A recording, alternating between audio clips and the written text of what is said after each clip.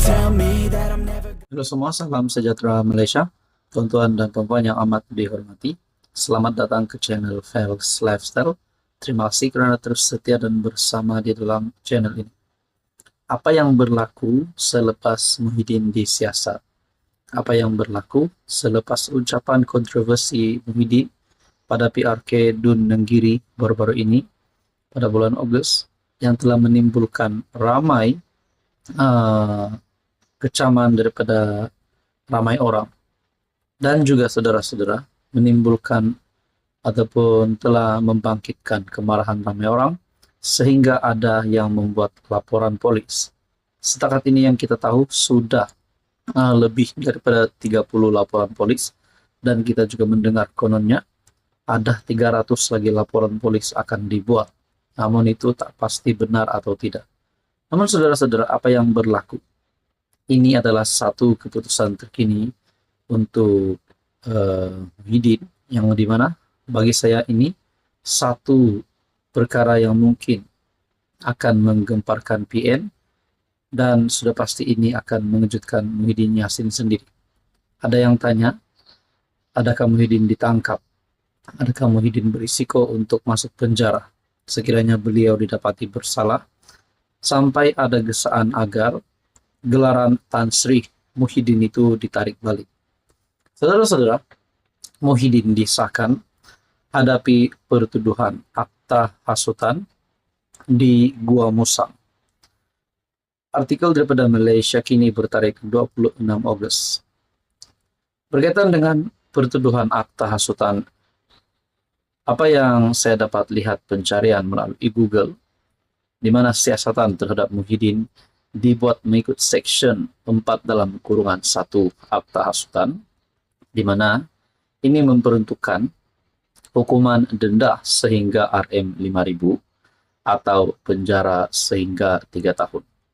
Saudara-saudara, kalau perkara ini benar, adakah Muhyiddin Yassin berisiko untuk didenda RM5.000 ataupun penjara sehingga 3 tahun ataupun kedua-duanya sekali?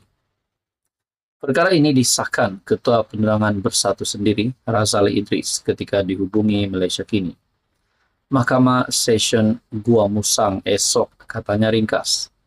Sebelum ini bekas Perdana Menteri itu disiasat kerana dipercayai menyentuh isu berkaitan kaum, agama dan raja, yaitu 3R, dalam kempen PRK Dun Nenggiri. Dalam ucapannya yang tular, Muhyiddin mengaitkan proses pelantikan Perdana Menteri selepas PRU15 dengan Sultan Pahang Al-Sultan Abdullah Riayatuddin Al-Mustafa Billah Shah, yang ketika itu menjadi yang di-Pertuan Agong. Kenyataan ahli Parlimen Paguh itu dianggap mempertikai tugas dan kewibawaan soal Sultan. Ia mendorong banyak pihak membuat laporan polis kerana tidak berpuas hati dengan kenyataan tersebut. Satu daripada 30 laporan berkenaan dibuat oleh pihak Istana Pahang sendiri. Siasatan terhadap Muhyiddin dibuat mengikut Section 4 dalam kurungan 1 Akta Hasutan, Section 233 Akta Komunikasi dan Multimedia 1998, serta 504 Kanun Keseksaan. Tuan-tuan, adakah dengan ini Muhyiddin berisiko untuk masuk penjara, berisiko untuk hilang gelaran sebagai Tan Sri, berisiko untuk hilang jawatan sebagai Presiden Bersatu, dan juga sebagai pengerusi Perikatan Nasional? Penerapan disahkan Muhyiddin menghadapi pertuduhan akta hasutan di Gua Musang.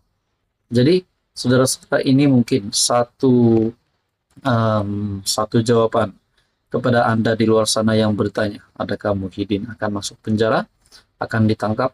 Setakat ini, Muhyiddin Yassin, bekas Perdana Menteri itu, akan menghadapi pertuduhan akta hasutan. Tuan-tuan yang amat dihormati, apa komen Anda berkaitan dengan isu ini? Sekian saja, teruskan bersama di dalam channel ini.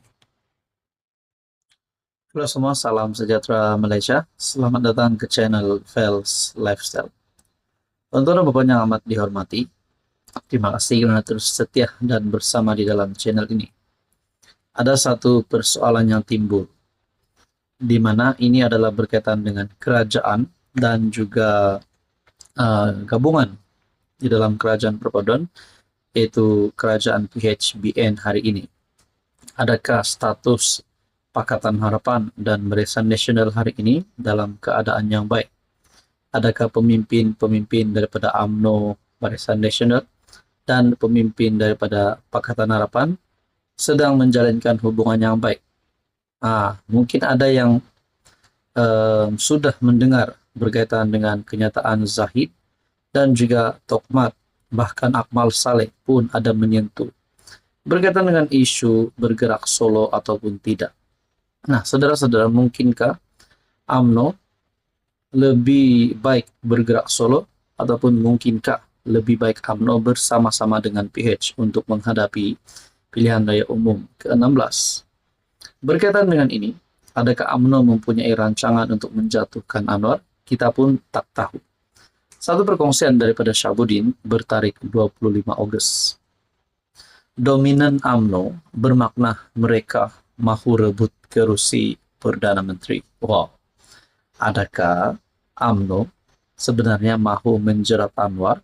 Adakah mereka sebenarnya yang mahu memegang jawatan sebagai Perdana Menteri, sebagai pemimpin paling teratas di dalam kerajaan hari ini? Sedangkan kita tahu jumlah kerusi ahli parlimen UMNO ataupun BN memang tidak mudah untuk mereka menjadi kerajaan.